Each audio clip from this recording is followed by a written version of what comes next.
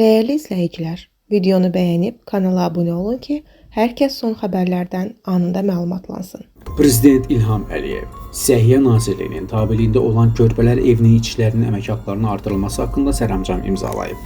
Xəbər verilir ki, sərəncama əsasən Səhiyyə Nazirliyinin tabeliyində olan körpələr evinin işçilərinin vahid tarif cədvəli ilə müəyyən olunmuş tarif və hissə maaşlarına 1,5-3 dəfə artım əmsalları tətbiq edilir. Nazirlər Kabineti bu sərəncamın birinci hissəsi ilə müəyyən edilən artım əmsallarının şamil olunacağı, işçilərin əhatə dairəsinə və görülən işin xüsusiyyətlərindən asılı olaraq miqdarını müəyyən etməli, bu sərəncamdan irəli gələn digər məsələləri həll etməlidir. Sərəncam 2025-ci il avqustun 1-dən tətbiq edilir.